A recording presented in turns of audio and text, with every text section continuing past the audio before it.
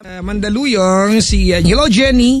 Hello. Di ba may paghagod? Nasa banyo ka ba? Talagang di ba? Bathroom voice. Hello? Jenny, 19 years na daw ang ginagawa sa buhay. Wala pa, nag-stop ako. Taga-IS ka pala, di ba? I stop studying. Anong dating kurso? Psychology po. Psychology. Yan ang mga frustration kong kurso eh. Totoo, seryoso. Huwag na, Papa Jack. Bakit? Nosebleed. Talaga? Hindi, kasi analytical akong napansin nyo ba? Oo, ang halata sa'yo, Papa Jack. Minsan naiinis na ako sa sarili ko. Jenny, anong ginagawa ngayon sa pang-araw-araw? Sa bahay ka lang pala palagyan? Opo. Hindi ka, sino ba yung nangingialam, nanay mo? Hindi po, kuya po. Kuya mo, kuya!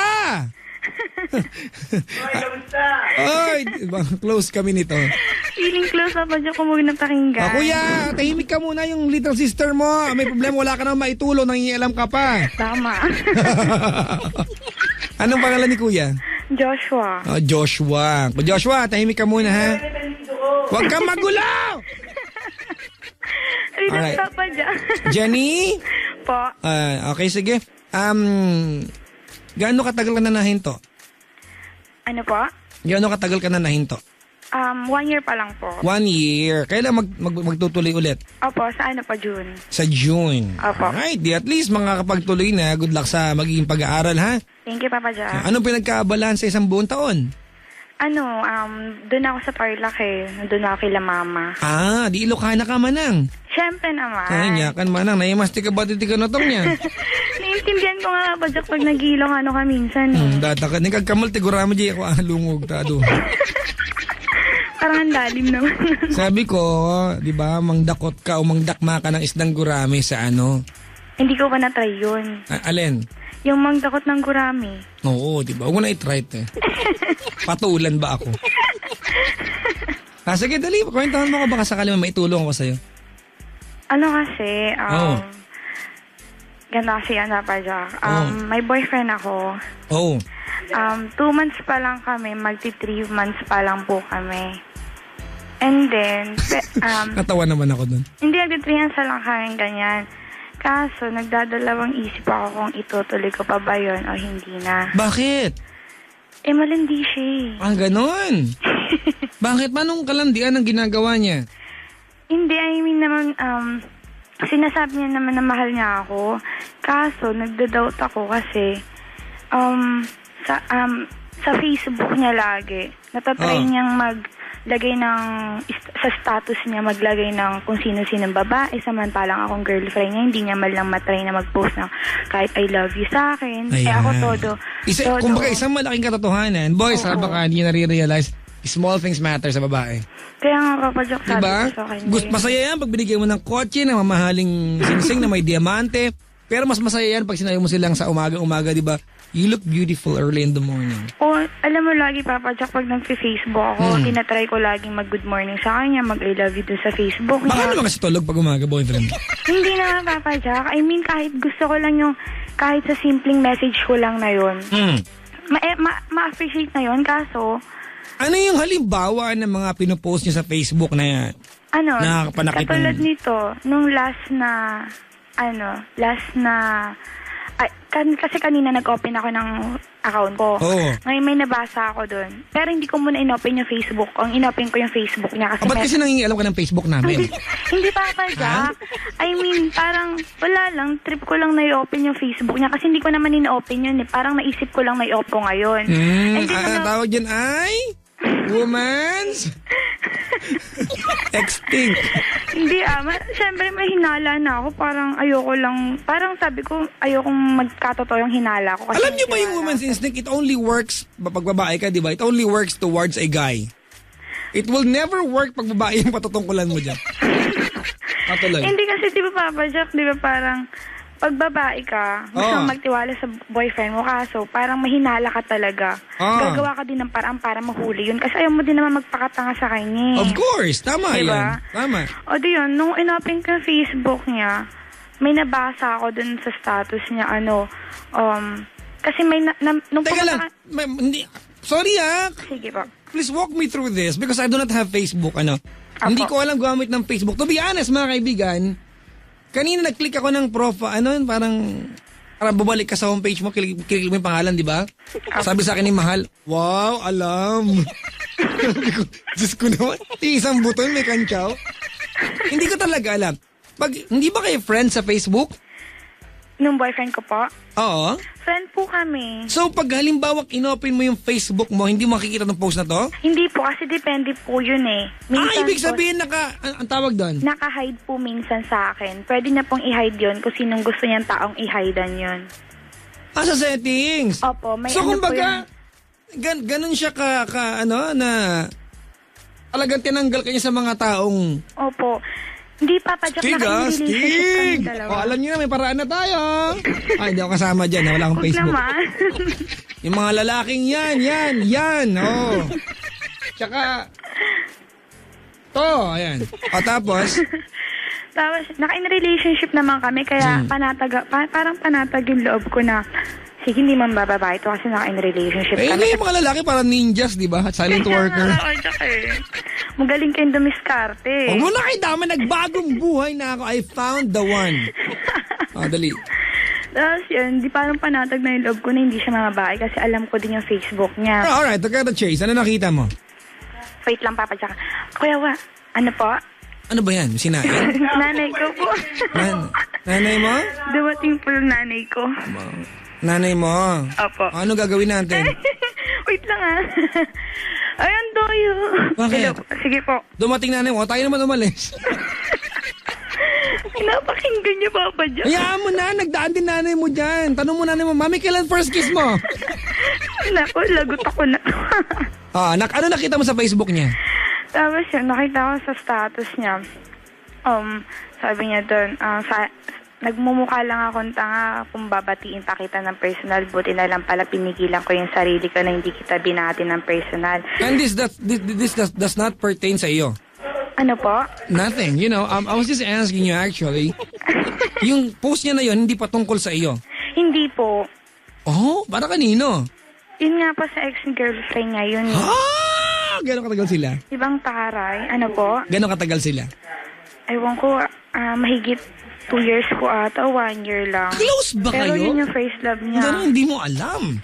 Hindi ko po alam kasi hindi niya sinasabi sa akin. Pero Hindi, kasi alam ko diba, po, Jenny, po? normal na teenager, normal na babae, di ba?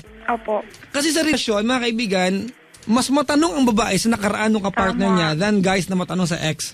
Di ba? Kasi ang mga lalaki, hindi nila kayang i-digest kung ano nakaraan ng girl. Tama po. Ang Pero babae, kasi they kami, want Papa to make a Joe. competition out of the past. Tama? Di ba? Oo. Sige. So, nagtanong ka na ba sa kanya tungkol sa nakita mo? Opo, tinanong. Sabi ko po kasi sa kanya kanina, bakit ganun? Sabi ko, ba't naka-hide yung post na yun sa akin? Oo. Kasi po nung tinignan ko yung Facebook ko, tapos inopen ko yung vinisip ko yung Facebook niya, naka-hide po sa akin yung status niya yun. Wow! Parang, Amazing, di ba, Papa you know? Joe? The Facebook is so amazing. Yun nga, Papa Joe, eh. Di ba? Kung ang Nokia ay connecting people, di ba? Oo. Ang Facebook ay disconnecting. Sorry pero do you agree, Jenny, pag sinabi natin marami na nawalan ng career sa Facebook? Di ba, mga kaibigan? Ang social networking sites, gamitin nyo sa tamang paraan. Opo. Gamitin nyo po sa tamang paraan. Huwag nyo gamitin sa kalokohan. Tama. Di ba? Huwag nyo gamitin sa kalokohan ng Facebook. Ano sabi sa GMA, di ba? Huwag mong gawin sa Facebook ang ayaw mong gawin ng public place. Tama. Di ba? Kasi, Wala mong kinalaman sa sinasabi ko. Nabanggit ko lang. O tuloy mo, tapos. tapos po yun, sabi ko sa kanya, bakit ganun naka-hide sa akin yung status mo yun? Kung wala kang tinatago, sabi niya sa akin, wala daw siyang tinatago. Which is zero. Wala kang tinatago, sabi ko sa kanya, nakatago na nga sa akin yun. Ano pa yung, sinungaling na dapat kong malaman, sabi kong ganun sa kanya. Tapos yun, sabi niya, anong reklamo mo dun kay Cheng? Sabi niya sa akin. Hello? Sorry, may kausap ako dito. Patuloy tapos. Kasi po Cheng yung pangalan ng first love niya. Ano pangalan? Cheng. Cheng. Cheng. Huwag mo na sa wasoy! Huwag mong gamitin ang programang to para mamahiya ng tao, ha? Hindi na po, makarapat dapat. nickname niya lang yun. Cheng! Ikaw naman si Jeng, Hindi mo malaysin pa naka-pattern ka sa ex niya. Alam mo, kuya, isasama ka sa anti-epal bill. Leader. Kasabi ko, kuya mo? Ay, kuya, gusto ko na makausap. Yung ginagawa ko, sabi mo na, nakakasama ko sa stage minsan. Nakakasama niya ako sa stage. Oo, nasa likod mo lang ako banda. Huwag niyo mo kasi ninyon. Nakakasama ko sa stage. Paddy's Point, ano? Padi. Yan lang naman yung tablado nakikita ko lagi eh. Ang mga iba. Malamang si kuya ay backdrop ng Paddy's Point. Sa likod eh, ang gagawin natin. Tama, wala naman likod na harapan, di ba? At tapos, Yun, sabi ko sa kanya, bakit kailangan mong i-post yung gano'n sa status mo? Eh, ako ang girlfriend mo, hindi mo kaya maposan. Kaya yun, big deal sa akin yun kasi girlfriend mo ako eh, di ba? okay. Tapos yun. Pero bago pa nun, ano po, may nag-post sa wall niya na ex-girlfriend niya na naman. Oh, talaga yung mga ex, mga issue, yung mga yan. Eh. Kaya nga po eh. Tama? Oh, tapos? May nag-post sa kanya, ang nakapost doon sa wall niya, ang pinost niya sa wall, sabi niya gano'n, ikaw na yung matapang, sabi niya. Sa susunod, pag nagdala ka ng pasalubong, yung hinog, sabi niya gano'n. Tapos, Noong mga time na kayo may dinadalaw siya, hindi ko alam, Papa Jack eh. bakit di ka nagtanong? It's your Nagtatanong right ako. to ask, ha? Nagtatanong ako kasi ayoko lang sabihin niya na masyado akong possessive, di ba? It's not being possessive. Ate, ang pagiging possessive, yung one dahilan, naging inarte ka, you have all the rights Hindi, and the reason Papa para Jack. magtanong. May nakikita ka na ano ka ba? Tinatanong ko sa kanya yun, kaso pagkatatanong kong ganyan, sabihin niya wala ka bang tiwala sa akin, masyado kang silosa, masyado akong isip bata. Sabi ko, anong kailangan kong gawin para lang ako lang yung pansinin mo kasi lumalandi ka pa eh, sabi kong gano'n sa kanya.